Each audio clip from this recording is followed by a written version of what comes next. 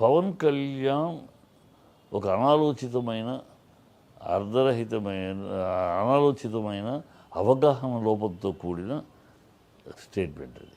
ఇప్పుడు ఆయన కాపాడాలి, పర్యావరణం కాపాడాలి, ఆ మినిస్టర్గా ఆయన మాట్లాడచ్చు, గుడ్ రెస్పాన్సిబుల్గా మాట్లాడుతున్నారు. కానీ 40 ఏళ్ల క్రితం సినిమాలు అడవుల్ని కాపాడేవారు, ఇప్పుడు సినిమాలు స్మగ్లర్స్ లాగా అడవులు దోచుకుంటున్నారు అనేమాట కరెక్ట్ కాదు. ఆయనకంటే సినిమా అవగాహన లేదు. ఆయన 40 ఏళ్ల క్రితం ఆయన చూడలేము, బందిపోటు భీమన్నలు చూడలేదేమో. 40 ఏళ్ల క్రితం అనేక సినిమాలు నల్లమల అడవుల్లోనూ తలకోనలోను అనేక ఇక్కడ సాగర్ అడవుల్లోనూ అనేక సినిమాలు తీశారు. ఆయన తెలియదేమో, ఆయనకి 40 ఏళ్ళకి చాలా అన్నదమ్ములు 40 ఏళ్ళ తర్వాత తీసిన సినిమాలు కూడా అన్నదమ్ముల సవాల్, సారీ ఇద్దరు ఆసాదులే, నాగార్జున సాగర్ అడవుల్లో తీసాం. అలాగే సారథి వాడు తీసిన సినిమాది. అలాగే మెగాస్టార్ యాక్ట్ చేసిన సినిమా ఉంది, మెగాస్టార్ యాక్ట్ చేసిన మృగరాజు. పవన్ కళ్యాణ్ ఆయన తెలుసుకోవాలి. మృగరాజులో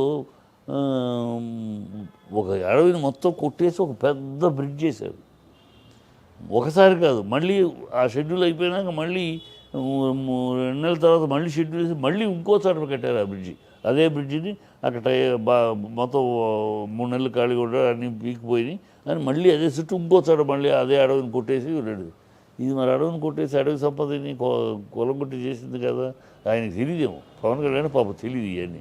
తను 15 సంవత్సరాలుగా తను హీరో అయినాక, తను సక్సెస్ఫుల్ హీరో అయిన తర్వాత ఈ 15 సంవత్సరాలు అయ్యే పాప ఆయన దృష్టిలో ఉన్నాయి. అసలు ఇండస్ట్రీ ఎంతటి ఇండస్ట్రీ ఇది.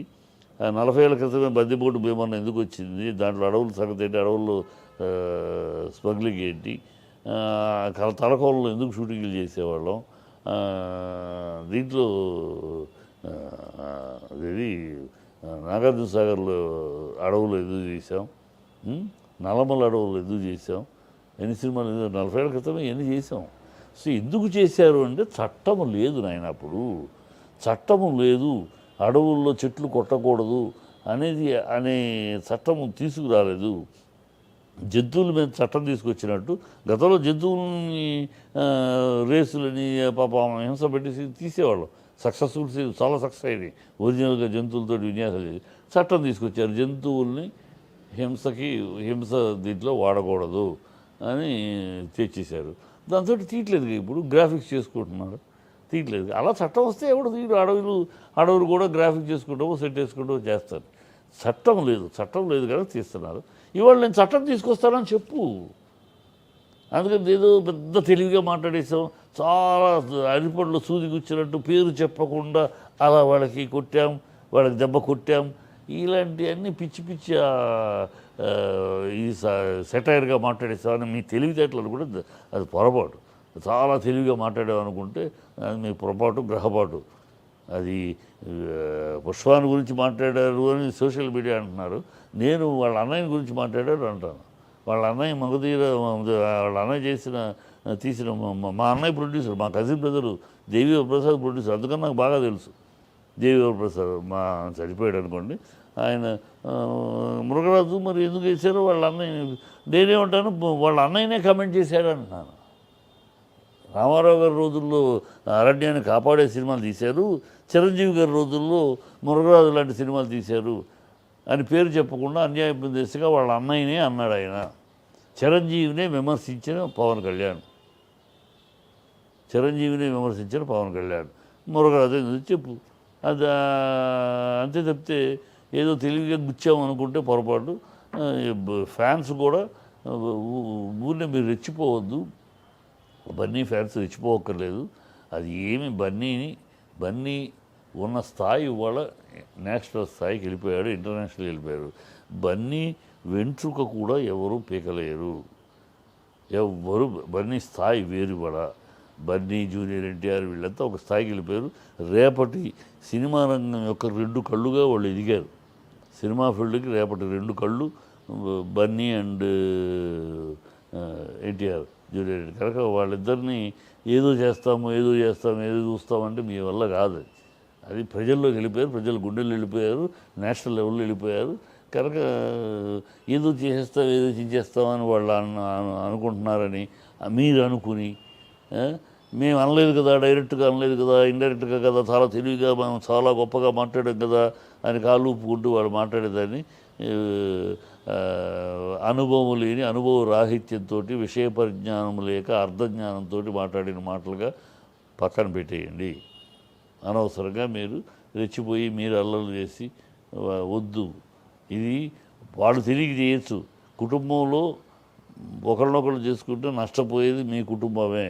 మీ అల్లు కుటుంబము, మీ కొణిదెల కుటుంబాలే పరుగు పోతాయి. అది తెలుసుకోవాలి. అది పవన్ కళ్యాణ్ అయినా తెలుసుకోవాలి, నాగబాబు అయినా తెలుసుకోవాలి, ఈవెన్ అర్జున్ అయినా తెలుసుకోవాలి. ఎందుకంటే ఈ రెండు కలిసిపోయిన కుటుంబాలు. అల్లు గారు ఆయన మహానటుడు, ఆయన కొడుకుగా అరవింద్, ఆయన కొడుకుగా ఇది 3 తరాలు. అరవింద్ లేకపోతే మెగాస్టార్ లేడు. అరవింద్ లేకపోతే మెగాస్టార్ ఈ స్థాయి లేదు. నొక్కి చెప్తా నేను, మొదటి నుంచి చూస్తున్నా కనుక.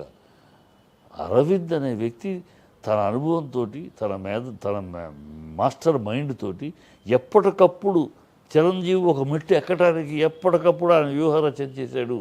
ఎప్పటికప్పుడు ఆయన పాటు వెన్నెముకలా నిలబడి పడ్డాడు. రామారావు గారు రాజకీయాలు వేయగానే ఆ గ్యాప్ని, ఆ వ్యాక్యూమ్ని క్యాచ్ చేయడానికి పనిన వ్యూహం ఈయనే అల్లు అరవిందే. ఆ తర్వాత కృష్ణ గారు ఏజ్ దాటి ఆయన కొంచెం అలా ఆయన బరామీటర్ ఆయన ఇది తగ్గుతూ ఉంటే ఆ గ్యాప్ని టక్కని క్యాచ్ చేసి నెంబర్ 1 స్థానానికి వెళ్ళిపోవాలి. ఎలా వెళ్ళాలి, ఆ నెంబర్ స్థానం ఆ గ్యాప్ని క్యాచ్ చేసేసి నెంబర్ స్థానానికి ఎలా వెళ్ళాలి అనే దానికి వ్యూహరచన చేసింది, వెన్నెముకలు నిలబడింది. మెగాస్టార్ స్థాయికి అలా మెట్లు ఎక్కించింది.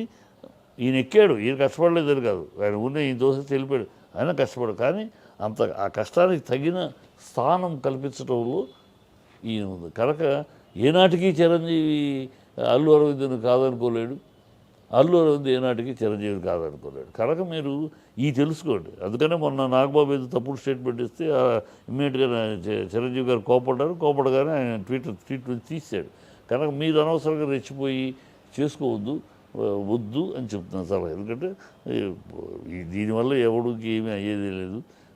పుష్ప 2ని ఎవరు ఏం పీకలేదు. దాంట్లో దమ్ము లేకపోతే తప్పితే ఇవన్నీ వీటి వల్ల ఏమీ కాదు.